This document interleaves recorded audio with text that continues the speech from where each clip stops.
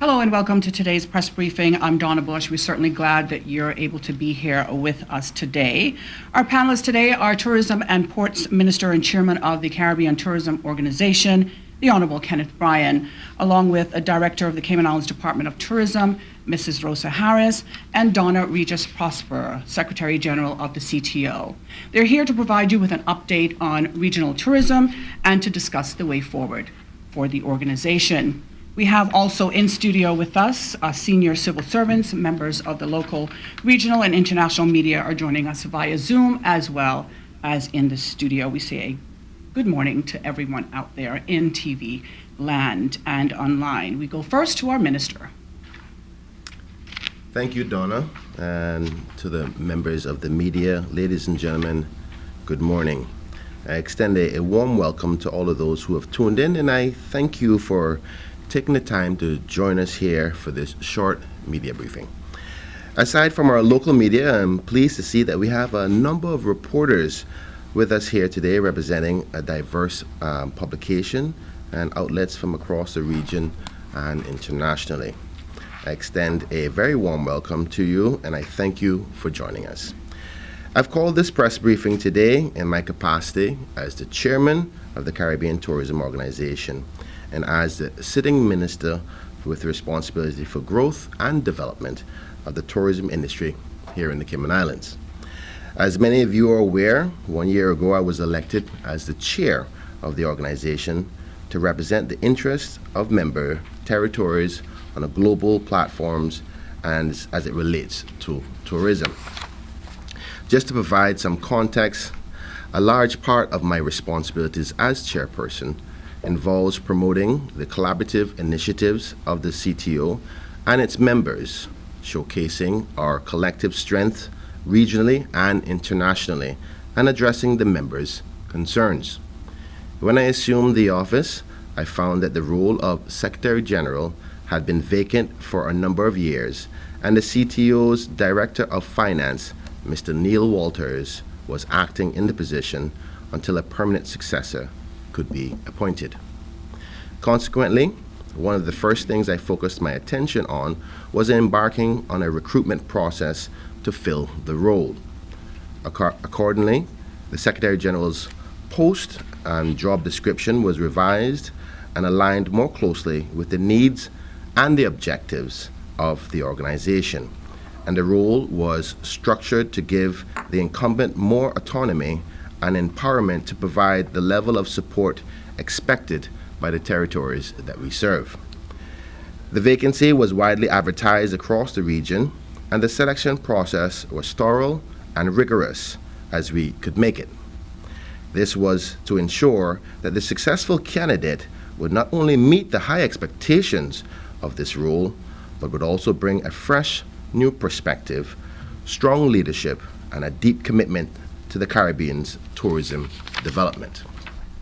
I'm happy to say that the recruitment process was successful, and today it is my pleasure to officially introduce the world to Ms. Dona Regis-Prosper, Secretary General and Chief Executive Officer of the Caribbean Tourism Organization. Ms. Dona brings a wealth of experience, a passion for tourism, and a commitment to the Caribbean that aligns perfectly with our organization's vision. She has an impressive track record in leadership, having previously held permanent roles in the public and private sectors within the Caribbean region. Her qualified understanding of the challenges and the opportunities that we face positions her very well as an ideal leader to guide the organization into a more prosperous future. The role of the CTO, Secretary General, has one of great significance to the organization. It serves as the driving force behind our mission to promote, facilitate, and enhance the sustainable tourism development within the Caribbean region. Consequently, the Secretary General will provide strategic direction and leadership to the staff on a day-to-day basis, and will work closely with the member countries and territories, as well as partners and stakeholders, to translate the Chairman's vision and direction from the board and into action for the Caribbean tourism industry. One thing that we have to remember is that our Caribbean context is that our individual destinations, we face a growing competition from many other global regions and jurisdictions. We're competing for business against competitors that have more funding than we do, more resources than we do, more landscape, and more airline connectivity than we do in the region. It is against that backdrop that the CTO is working hard to leverage our collective strengths of our 25 members to advocate on their behalf, particularly at the international level, to improve the Caribbean's tourism interest. We are committed to using this strength in a number of ways to bring new and innovative ideas to the forefront and to forge partnerships that will benefit our region economically, socially, and environmentally. The reimagining exercise that I'm spearheading to right-size and revitalize the organization will greatly assist in this regard and will allow us to be more agile and more responsive to the challenges and the opportunities that we face as an industry within the region.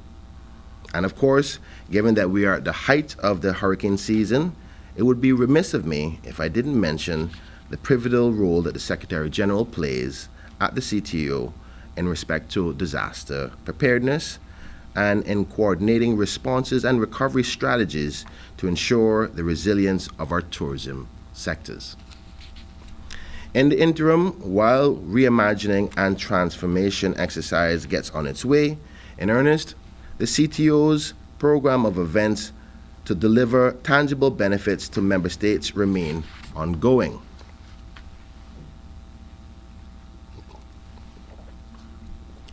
From the 9th to the 13th of October, the State of the Industry Conference, better known as SOTIC, will be held in the Turks and Caicos Islands.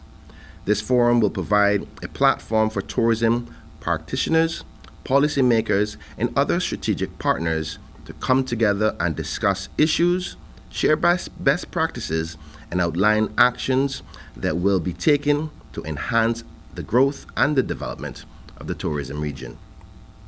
During SOTIC, the Council of Ministers and Commissioners of Tourism will hold their meetings, which will include a focus on approving work plans, budgets, strategic proposals, and for the organization going forward. This will be Dona's first opportunity to meet the entire council to discuss her vision for moving forward in the organization. Following SOTIC, the CTO will also be hosting the 10th Tourism HR Conference in Nevis from the 30th of October to the 1st of November 2023.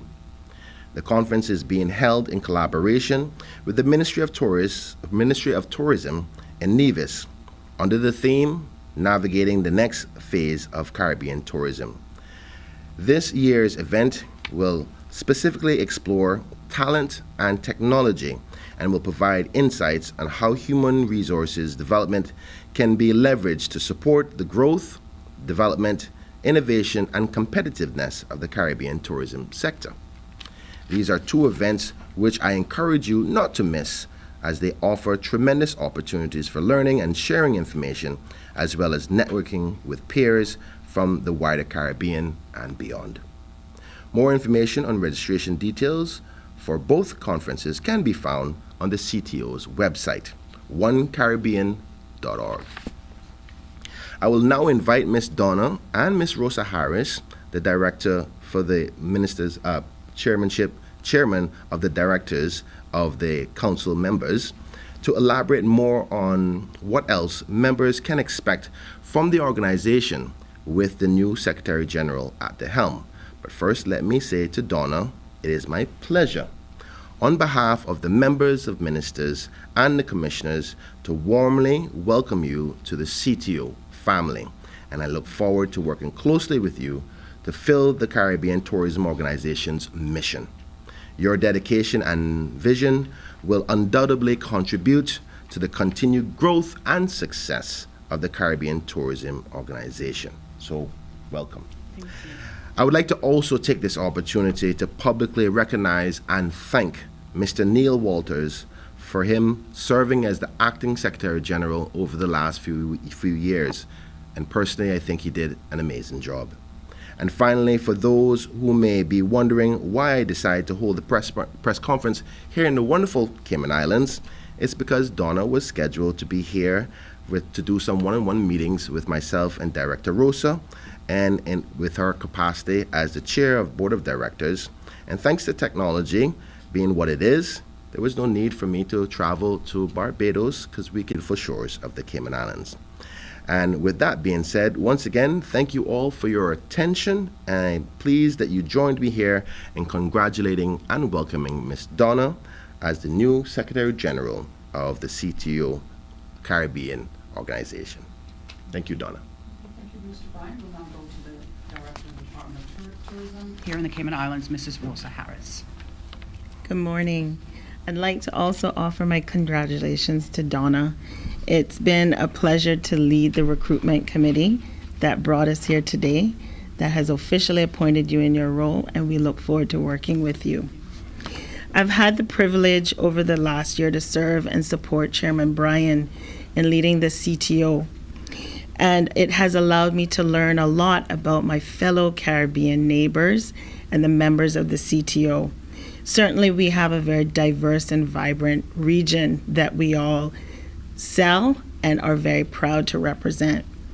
Over the past year, the Board of Directors, with the support of the CTO Secretariat, have worked hard to restart activities following COVID and to map important matters and issues of regional significance. My role this week has been to offer guidance and insights to Dona in her transition as Secretary General. In the structure of the CTO, the Board of Directors of the CTO is the executive body of the organization, comprising of public and private sector representatives, and is responsible for the overall direction of the activities and programs of the organization within the policies prescribed by the Council of Ministers and Commissioners. Areas of focus of transition this week are mapping the foundation on expectations of CTO leadership and the team, ensuring that we continue to effectively communicate and disseminate crucial information to members and our global stakeholders. In the view of the work plan and direction moving forward, also based on member priorities, emphasis will be placed on, and this list is representative of all of our engagements with our member states and stakeholders over the last year. So please give me some grace as I go through this list, because I know that today is a very significant day for those that are instilling confidence in Ms. Dona to deliver. Membership benefits and values based on our investment in CTO. Generating greater tourism linkages between the industry and other economic sectors, nationally, regionally, and globally. Promote multi-destination tourism as a collaborative strategy. Regional air connectivity. Building resilience. Climate change and managing crisis. Research on emerging markets and profiling new markets. Community tourism, visitor management, tourism standards to ensure that we continue to be a very attractive region. Interventions in human resource capital and management of the workforce labor issues, and most importantly, the area that we love to partake in, showcasing the Caribbean region to the world through our diverse heritage and culture. I would like to thank the recruitment committee that was instrumental in dedicating the administrative time, as well as travel away from their busy substantive roles from their countries, that allowed the committee to screen and offer the top candidates to the Council of Ministers for final selection. The recruitment committee comprised of my fellow board of directors, Mrs. Latia Duncombe of the Bahamas, Mr. Glenn Beach of St. Vincent and Grenadines, and Mr. Donovan White of Jamaica. On behalf of the Board of Directors, I'd like to offer my congratulations also to Mr. Glenn Beach on his recent promotion as the head of Invest SVG. We will miss you, Glenn. I would also like to thank Ms. Sharon Banfield, the Director of Resource and Mobilization at the CTO, who guided the recruitment committee through the process over several months. Finally, as we enter a new and exciting phase for the Caribbean Tourism Organization, the Board of Directors looks forward to working with Dona on a robust strategy, showcasing our beautiful region to the world and increasing benefits for our member countries and the wider region. Thank you very much.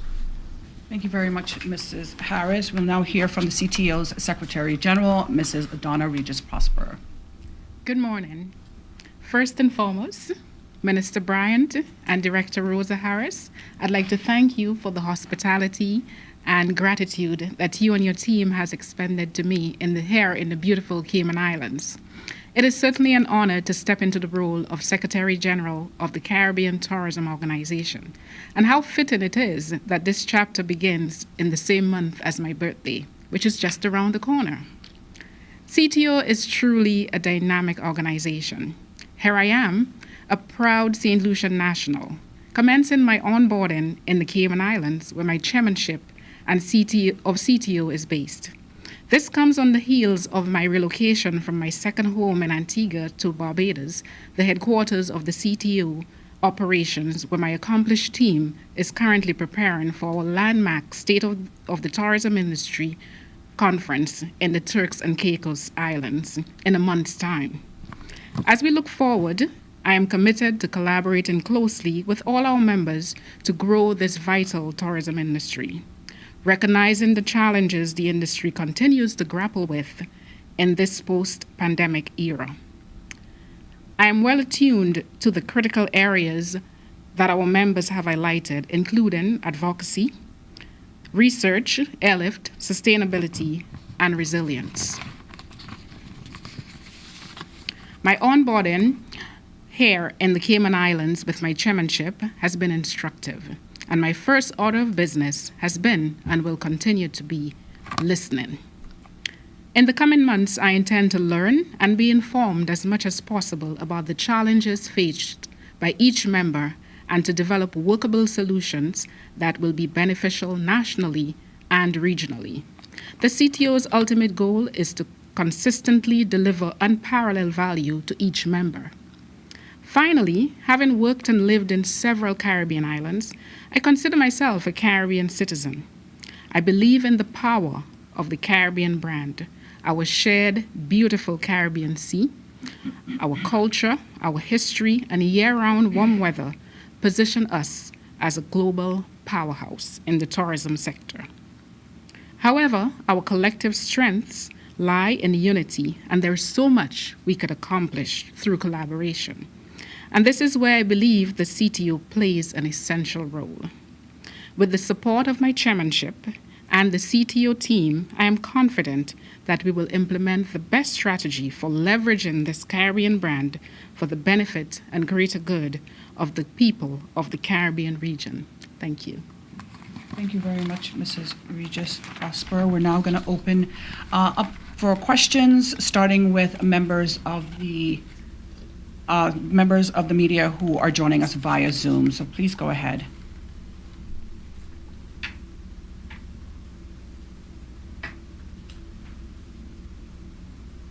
Okay, I'll choose someone. We'll start with Mr. Bryan Major. Any questions for our panelists?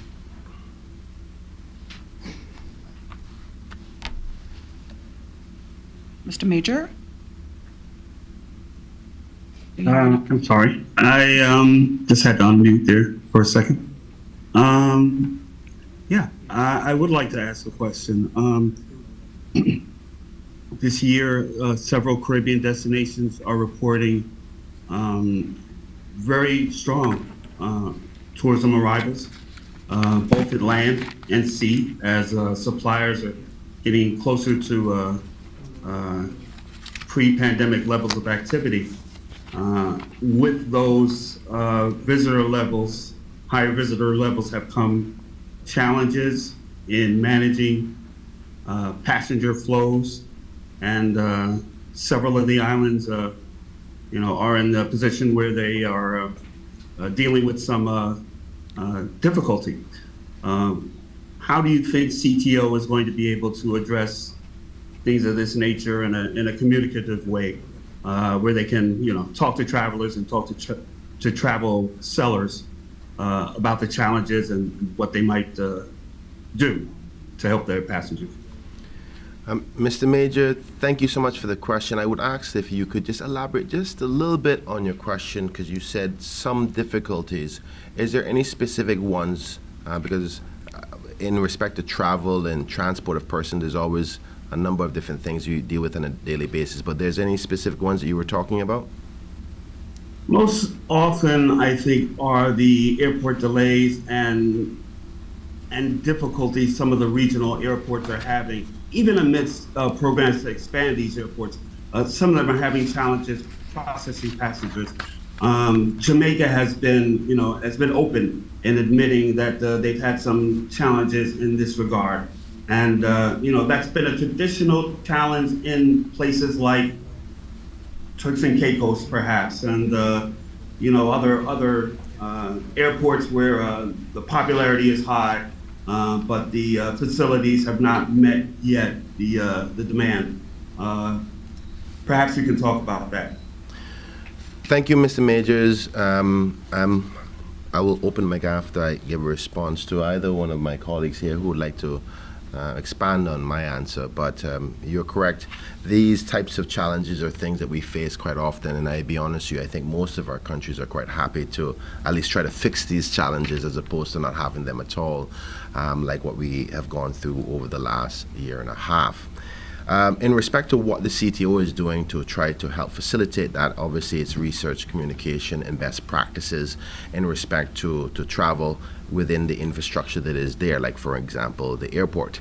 I know some member countries are going through challenges with technology and transition into new programs like online filings for immigration and so forth. And these are some of the things we'll be talking about in conferences, which is what best technologies are available, what kind of programs can you use, which islands are doing well, what are they doing, can they teach one another about it. So this is a continuous growth for us as members. We learn from each other, and the CTO's job is to compile data and packages for them to either be trained or can learn from on their own. In respect to infrastructure, is an ongoing discussion of improvements of infrastructure. So with success comes some of these pitfalls where, if you have an airport and your numbers are increasing, which is a good thing, then you got to figure out ways to manage the movement of people.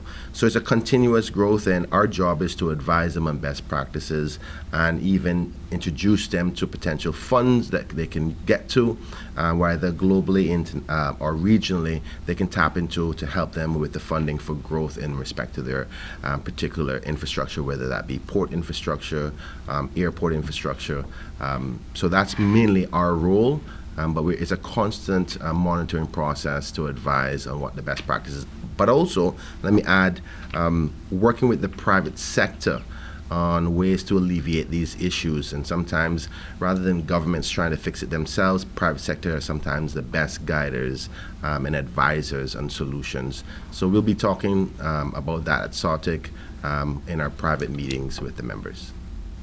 Thank you, Minister. That is very helpful. Can I quickly follow up with one question for Ms. Regis-Prosper?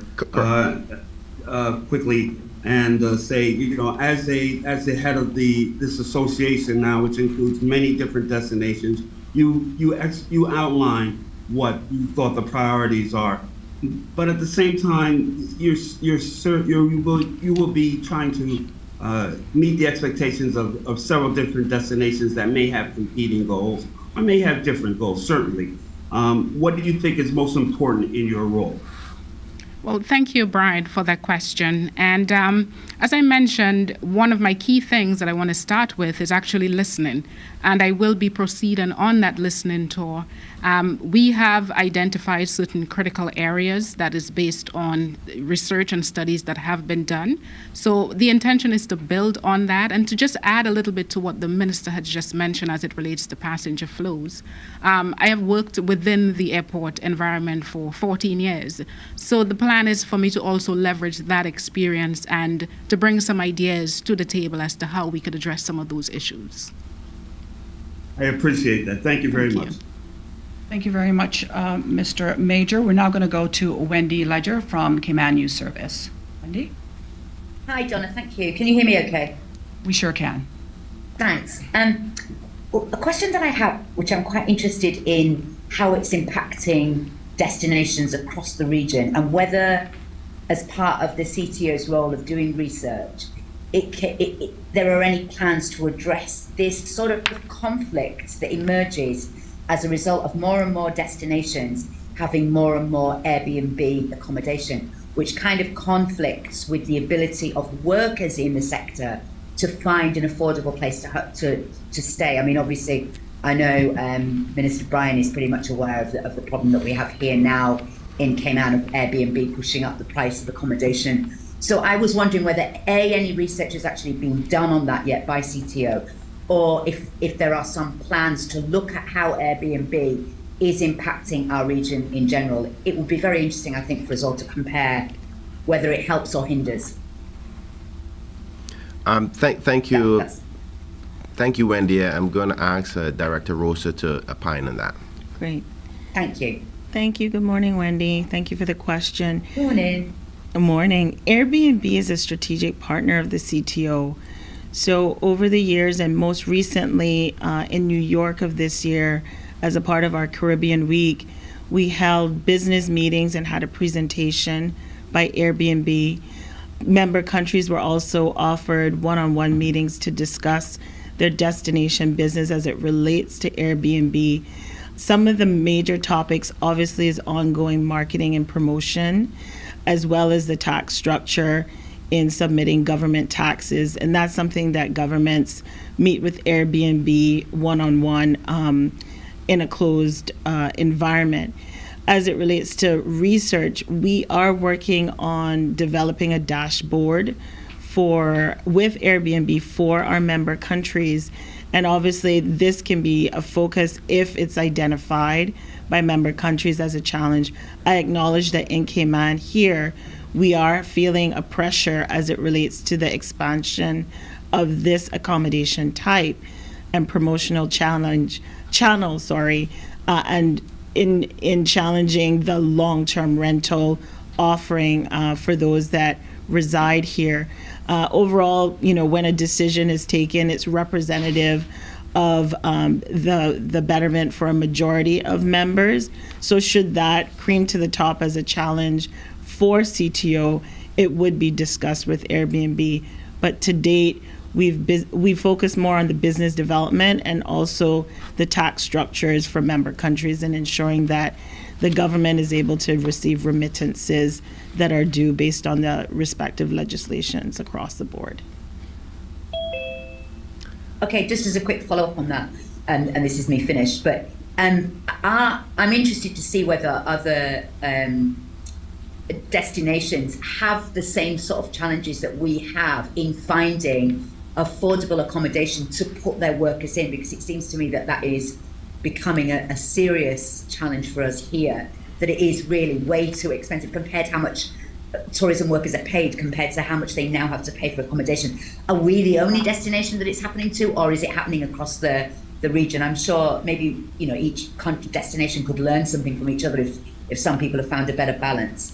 This challenge has not been raised specifically as it relates to our discussions with Airbnb as a challenge for other member countries, to my knowledge, in the discussions that I've had at the board of directors level. Wendy, if I can further elaborate as well, Director Rosa is 100% correct. It has not become an issue as it hasn't been brought on the agenda of any meetings yet. Funny that you say that, because I was going to do so on behalf of Cayman. I may be the chairman, but I'm also a member, and it's our job to also get the opportunities of research and in collaboration with other countries. But speaking to my fellow colleague ministers and directors, we haven't seen any other country dealing with it. Maybe we're benefiting from the successes of our tourism product, which comes with these negatives. So it's a double-edged sword, but I can promise you that I will have dialogue and discussions to try to find out if there's any other best practices that is happening that we can curb this housing issue. But I think it's separate from tourism. It's an effect of tourism, but the solutions are driven based on a strategy of any administration to deal with the growth within the industry and the housing market. Okay, great, thanks. Thank you. That's me done. Okay, thank you very much for those questions, Wendy. We're now going to go to Gercine Carter of Nation News Barbados. Gercine?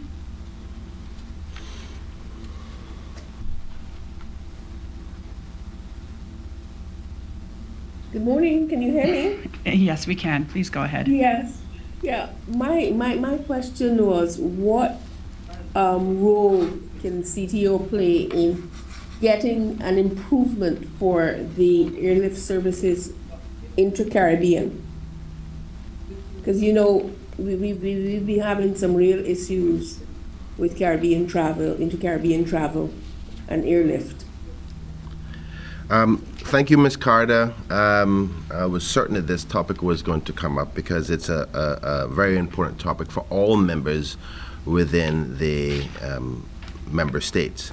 And it continues to be a topic of discussion, because I can't say that the absolute solution has been found. There's been some positives, announcements of airlines bringing back some connectivity within the Caribbean. We are supposed to be getting some updates soon at the next meeting of other agencies that will be facilitating solutions for connectivity. But majority of that has been private sector driven, where the loss of connectivity has come from post-COVID. Still dealing with some of the pilot shortages, but as an organization and chairman, my job is to try to facilitate opportunities of discussion with private sector, other organizations, to facilitate what we're going to do, because most of this is driven by independent airlines. So whether that is incentivizing them to reconnect, obviously the airlines that are owned by countries will facilitate as much as they can, as long as it's beneficial to their home country. And we've seen some examples of that, like recently here in the Cayman Islands, we've launched a flight directly from the Cayman Islands to Barbados, which will bring some connectivity. We've seen some other LIAT announcements with Antigua and Barbuda, bringing back LIAT flights. And I can't recall off the top of my head, but I know there's been another recent one. But you're seeing a slow progression of that, but most of it can't be just dealt with by the governments, by working with relationship with private sector to make sure it's mutually beneficial to them as a company and to the island in respect to the tourism product. So it's an ongoing live discussion which won't go away. So there's no magic bullet to solve this problem. Minister, just as an aside, can you tell me what has been the response to that flight, that Cayman Islands to Barbados flight? Well, interestingly enough, all of the Eastern Caribbean natives that live here that now call Cayman home were very, very excited. Naturally, the people of the Cayman Islands want to ensure that it's beneficial for them, and vice versa, Barbados would want to know that it's beneficial for them. And I'm happy to say that we've expressed where the benefits are, and most people are positive about it, but the proof is in the pudding. So it's my job and Minister for Barbados Tourism to prove the opportunities that are beneficial. I'm really excited about this because it's outside of tourism, it's about that cultural connectivity. If we're going to be one Caribbean, the only how we can do that is if we visit each other. and show the rest of the world that we are one Caribbean. So I'm excited about it. Tickets went on sale last Friday. That's correct, yes. And I'm hoping... I'm sorry, I missed that. Tickets went on sale last Friday, so visit And what has been the take-up CaymanAirways.com. like? Well, the announcement went out, and we're at Wednesday. I haven't received a response yet, but certainly social media was on fire. So thank you for the opportunity for me to promote that. Go ahead and buy your tickets directly here at Cayman Airways to Barbados, or from Barbados to Cayman Airways. You're all welcome. Thank you so much. Thank you. Thank you very much for your questions. We're now going to go to Mr. Alric Lindsay from Loop Cayman. Good morning. The minister mentioned that other countries may have more funding and more air connectivity than individual CTO countries. What is the total estimated annual funding needed for all the CTO countries to remain competitive and to market the Caribbean effectively? Oh, that's a big question. Thank you, Alric, for joining us. I don't think I would be able to give you a figure that would be properly informed. That's a global position you're asking me, but I can seek out the answer if you give me some time and get back to you. But what we're talking about is, if you think about from a landscape perspective, if you collectively put all the Caribbean islands together, it can still be smaller than just one country in a different region. And individually, other countries have different sectors other than tourism. Many of the Caribbean members only depend on tourism. It's their primary revenue earner. So, as well as they're embryonic in their development politically, commercially, and economically. We're talking about countries that had thousands of years of growth and opportunity and development of their nations, and have a lot of wealth, have a lot of political power as well. So to give you exact value, you could probably be talking about in the billions of dollars. But just to go back to the point that we are stronger together, and that's what the CTO organization is about. Last question. Earlier, it was mentioned that the Secretary General's role includes disaster preparedness. Can you confirm whether CTO members have established a disaster recovery fund for the whole region, and how would members get access to it? In the CTO itself, we don't have a disaster recovery fund, but we ensure that the organization can connect with other organizations that will give that relief. Most of the assistance that is giving is preparedness and recovery, connectivity, and coordination. What is the best ways to get back on your feet quickly? How do you, if you need connectivity with other organizations like the World Tourism Organization or the UN, we are a body that becomes stronger together to reach out to these entities for recovery. But most of it is logistically and best practices that we offer the assistance.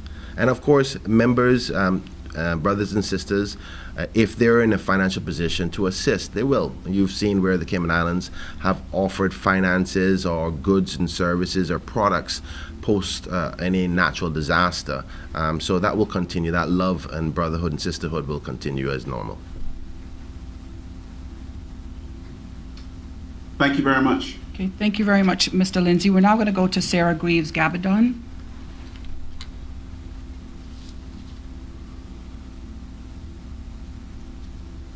Sarah, are you there? Morning. Good morning, everyone. Hello from Miami. I have no questions. I'm listening.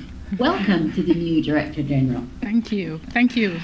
Thank you very much for that. Brianna Bonfiglio, do you have any questions this morning? No questions from me. Thank you. Okay, we're going to move on to Mr. Ralph Lewis, who is with the Caymanian Times here in the Cayman Islands, to speak with you from the studio. Thank you, Donna, and good morning, members of the panel. It's a pleasure to be here. I'll be very brief with my question as normal, and my question is for the minister today. There's a very famous quote that says, "No man is an island," years ago by Mr. Arthur John Donne. And here we are today talking about islands coming together. Minister, can you comment on the synergies that can be achieved by being part of the CTO And the final question is, can you give an example of one benefit to the Cayman Islands for being part of CTO and working together in this form? Thank you so much. What an appropriate question. And I'm going to ask my director to opine on anything I miss, because this is very, very important question. Yes, no man is an island, and it is obvious that collectively together we learn from information sharing, best practices, assistance with recovery strategies. So if you learn something and you're ahead of the game than me, then I can go over to you free of cost to learn that. We don't compete against each other, we work together, and we believe that there's enough market share available out there for us not to compete, because we get a certain percentage globally, but because we're the most attractive tourism region within the world, there's room for growth. So whenever one member grows, all of us grow together. In respect to the Cayman Islands, what benefits do we get? One, obviously there's the collective package of marketing that is normal, and all the best practices, even though I think that we're doing quite well in the top end of being ahead of the game due to the many experiences and talent that we have here in the Cayman Islands. But we learn from that as well. For example, recently we were thinking about going to electric buses and how that relates to the transportation of tourism, and I went to Barbados to speak with their transport ministry, and we learned a lot about that, and now we're taking some of that information and setup processing under consideration. In respect to the chairmanship, it gives an opportunity to show Cayman Islands as a leader within the region, as we have always done in respect to other industries like financial services, like recovery, assistance. During COVID, we gave away hundreds of thousands of dollars of vaccines to other Caribbean islands. That leadership is something we're known for, and we embrace it, because Cayman is all about Cayman kind, and showing that we are ready to be there for our brothers and sisters. And that's one of the main reasons when asked to take up the chairmanship, I was happy to do so, even recognizing it would take a lot of time that away from Cayman focus, but to balance both of the interests of Cayman as well as the region. I knew that the Cayman Islands would get a benefit, but I'm certain I missed out some great benefits to Cayman, so I'll ask Director Rosa to add some more. Thank you so much, Mr. Chairman. I love your question, Ralph, because it's my day-to-day. When I don't know where to look for information, I pick up the phone or I send an email to CTO and I ask, is there another Caribbean country that's doing this, and do they mind sharing information? I can't tell you over the last 9 years of being Director of Tourism how many times I've had to do that. But just to share some instances where as a member country, taking the hat off as chair of the board of directors, structure and processes, vetting of relationships. So there may have been member countries that have worked with certain companies, entities, and brands previously, and you reach out and you ask about what that relationship or experience was like. We contract a lot of agencies from around the world that work for us in PR, media, advertising, and creative. And if they're in the tourism space, Caribbean tourism space, maybe they've worked for a Caribbean country previously. And that's really great sometimes to see the work that they produce and what the working relationship was like. Sharing of legislation. Cayman has the benefit of having a long tenured accommodation structure. I can't tell you how many times I've shared our legislation with other countries. Introduction to key partners. When we were expanding aviation, when I first took on the role, we were having conversations with various other carriers. And I look at the minister because we have an ongoing thing about that. But, you know, we have to have, the destination has to have relationships with all airlines. There was one particular airline, we were having a tough time getting a meeting. That airline was the keynote speaker at SOTIC that particular year, and we got our meeting. because CTO brought that specific airline to all member countries. Other things that we have benefited from CTO is information on insurance programs for small tourism operators. As you know, carrying insurance in general as a business is a very hefty cost, especially if you're handling the traveling public. So we've gotten advice on that from CTO. Also, research. Research is the bedrock to every decision that we as destination management organizations work with. So access to it, access to the best companies that conduct it, and being able to expand how we quantify our business. CTO does this exceedingly well in connecting and also producing this work. Most recently, the Cayman Islands has been in conjunction with our CBC arm looking at e-immigration, and there have been a number of solutions through CTO that were introduced to us. So we have seen great benefit over the years for access to information and introduction to others to make our business better for the Cayman Islands. Thank you. And I'm not sure if I said this or Director Rosa said, but training too. Because many of the CTO organization members in office have traveled to other Caribbean islands and went up and done training on best practices within their island state. Thank you very much. If I may just make one comment, this has been one of my better press briefings, press conferences, and today I've gotten a multitude of information, Rosa. Thank you. I could now write a whole newspaper on this. Thank you very much, and have a great weekend. Thank you you very much, Mr. Lewis, for your questions. We're now going to go to final remarks with our minister. I'd like to give Dona the opportunity before I close up, if any final remarks. Well, thank you, Minister. And I love this question that was just asked. You know, we share one Caribbean Sea, and because of that factor, there's so much that unites us when you compare it to what divides us. And I think on that basis, we could achieve so much when we work together and collaborate together. And this conference, this press conference here, is the start of great things to come. Director Rosa? Good. Thank you very much. Okay. On behalf of the Cayman Islands, on behalf of the Caribbean Tourism Organization, I thank you so much for joining us. Today is a big step because when I became chairman, one of the key things for the reshaping of the organization was selecting a new good leader. And with her last name being Prosper, I can only think that our future will be prosperous. With that being said, to my members of the Minister of Councillors, I want to say God bless you and your state and your countries. Make sure that you stay prepared, particularly through the hurricane season. And thank you for watching. God bless. Have a good day.